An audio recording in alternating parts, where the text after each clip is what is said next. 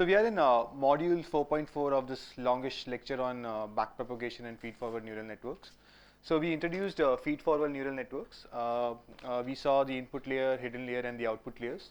And we saw that the output layer, actually the output function, depends on the task at hand. And we considered two main tasks. One was classification, the other was regression.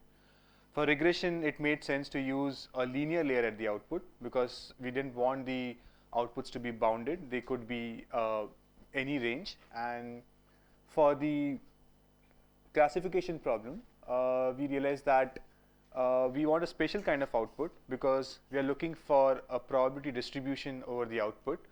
And for that, we use the softmax function. And in both cases, we used a different kind of a loss. For the regression problem, the squared error loss made sense because we predict some values and we want to see how far we are from those values. But for the other case, the classification, we realized that it's a distribution, so maybe we could use something which allows us to capture the difference between the true distribution and the predicted distribution, right? And therefore, we had this figure emerging, which was depending on the output, whether it's real values or probabilities, you will have different types of output activation functions and different types of losses. And of these combinations, today we are going to focus on softmax and cross entropy. And our aim is to actually find these gradients, right? Remember, there are many of those. We had seen this large matrix which had many such partial derivatives, and we want to find that entire matrix and hopefully do it in a way that it's not repetitive. We could compute a large number of partial derivatives at one go, right? So, okay. So before we look at the mathematical details, we'll just get an intuition for backpropagation, and then we'll get into the gory details of how to actually compute these gradients and partial derivatives, okay? So this is the portion that we are in. We had intended to ask these two questions, and this is where we are, okay? So now this is what our network looks like. This is clearly much more complex than that single neuron that we had, which had only two weights, W and B. It was very easy to compute the gradients there. Now imagine that I want to compute the gradient of the loss function, right? And let's assume it's a classification problem. Then what's the loss function? Minus log of y hat. Okay. So this is the loss function, and we want to compute the derivative of this with respect to one of these weights in the network. And I have deliberately taken something which is much farther away from the loss. Right? Why do I say it's much farther away? It's right at the input layer, right? And the loss is somewhere at the output layer, okay? So we want to compute this gradient. Now to learn, we want to learn this weight. To learn this weight, we know that we can use gradient descent. We are all convinced that this gradient descent algorithm, which I have shown here, as long as we put all these variables or all these parameters that we have into theta, we can just run the gradient descent algorithm and compute them. The only thing that we'll need is this partial derivative with respect to all the weights in the network, and in particular with respect to this weight that I'm interested in, okay? Now, so we'll now see how to calculate this. We'll first, this is only to get the intuition, right? So we'll first think of a very simple network, which is a very deep but a thin network, okay? It has many layers, but it's a very thin network. Okay? You see what I mean by a thin network, okay? Now, this is what I'm interested in. Can you tell me how to compute this? This looks like a chain, so it's justified the use of chain rule of derivatives, right? So what would the chain rule look like? You want to compute the derivative of this with respect to this. And you have done this in high school, right? So you have functions of the form of sine of, cos of, tan of, e raised to sine of x, right? And this is exactly how this chain is, right? You have some function of x followed by another function of x, another function of x, function of x, function of x, and so on, right? It just keeps making a composite function of the input. We actually wrote down that function, if you remember, right? And it was just one function applied after the other function, right? A very composite function. So you just need to apply the same idea here. Does this look okay, right? So we go step by step, right? So I'm almost accounting for every shade of color here, right? So dl theta by dy hat, then dy hat by dal11, there's only one neuron here. Then this with respect to the, h21, then H21 with respect to A21, A21 with respect to H11, H11 with respect to A11, and then A11 with respect to W11, right? So I've just traversed down the chain in the reverse order. This is how the chain rule works, right? Anyone has a problem with this? It's straightforward, right? And now what I've done is, for convenience, I've just compressed the chain. You see the red part and the green part? I've just compressed this, right? So and this is again something that you have done in high school, right? If you have this, you could just write the chain as the first and the last guy, right? So this is what you can do, and I've also compressed this other chain, okay? And I'm going to use these kind of compressions later on. So what I'm trying to impress on you is that if I want to go from here to here, right, that's what my intention is. If somehow I've already traversed from here to here, then I can just reuse that computation, right? That's the idea which I'm trying to impress on, right? I don't need to follow the entire chain every time. I can do these partial computations up to a point. Have you seen this something similar idea somewhere else? Dynamic programming, something like that. So you have just computed up to a certain point and then just reuse the value for further down the chain, right? So that's what we are going to do. And same for all the weights, right? For each weight, the chain size would be different depending on where it lies in the network, right? For the weights which are very close to the output layer, the chain would be very small. Make sense? Okay. So this is the intuition, and we'll see the intuition a bit more, right? So let's now understand this in the terms of the wide complex network that we are using, okay? So what actually is happening is that we are at a certain stage. That means we have some values of W's and B's, okay? At the initial stage, we just have these W naughts and B naughts, but let's assume that we have done some training and we are at a certain level. We are at WT at time step T and BT at time step T, right, for all the weights and biases.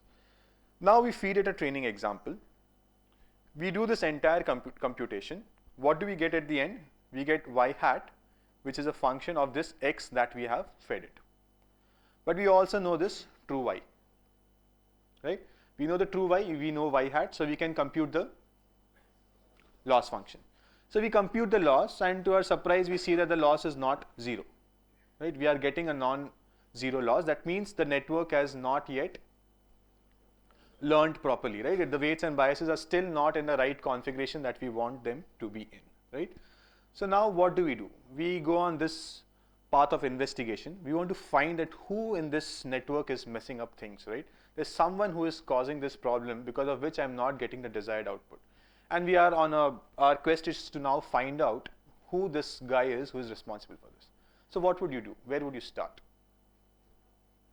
The output layer, because the output layer is the guy who gave you the output, right? So you go and talk to him and we say that, hey, what is wrong with you? Why are you not producing the desired output, right?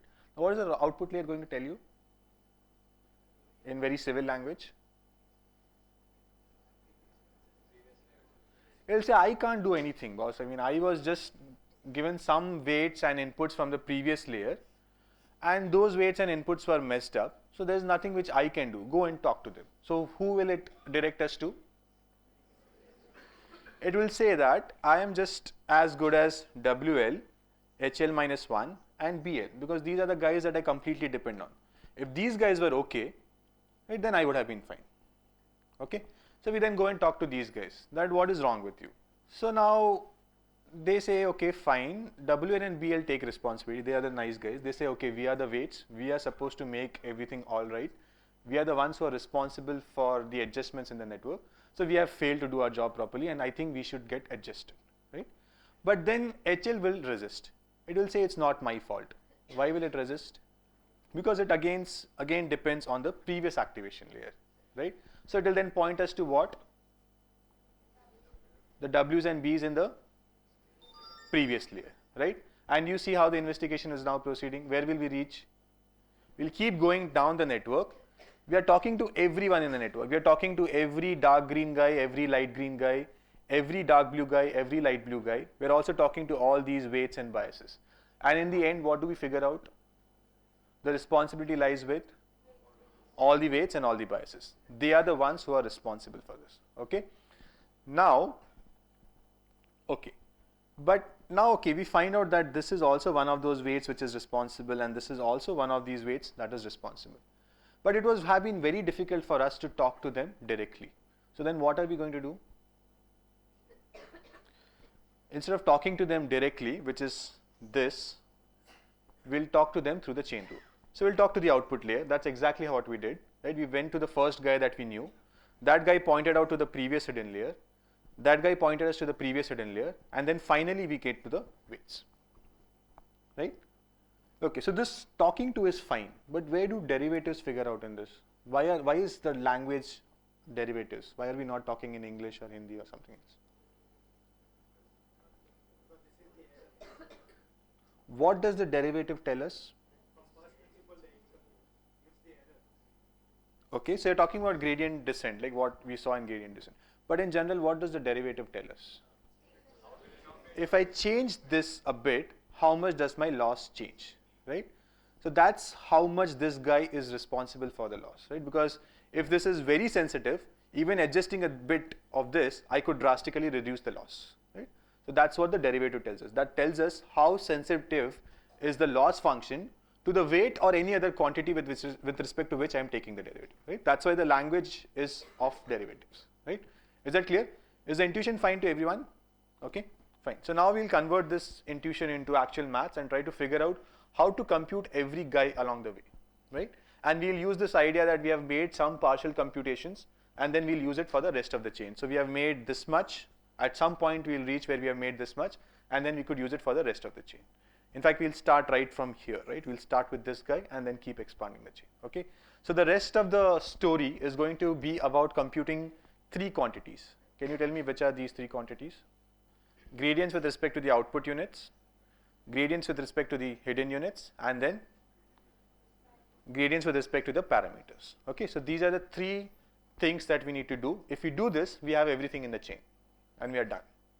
Okay, and the other thing that we need to do is, we can't sit down and compute this for every element, right? We want to have it in a generic fashion where instead of talking about W111, W112 and so on, we should at least be able to talk about W1, W2 and so on, right? So that means we have only 3 matrices and 3 biases, right? At least at that level. So we have to do a collective computation instead of just computing for every guy, right? So instead of looking at scalars, which is what we were doing when we were doing gradient descent for W0 and B0, right? We were just computing the update rule for W and B.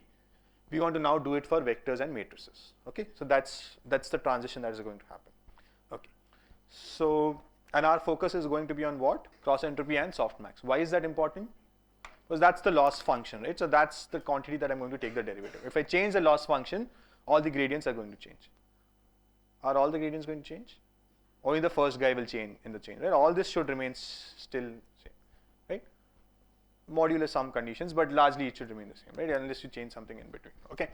Okay, so is the setup clear to everyone? So that's the end of this module.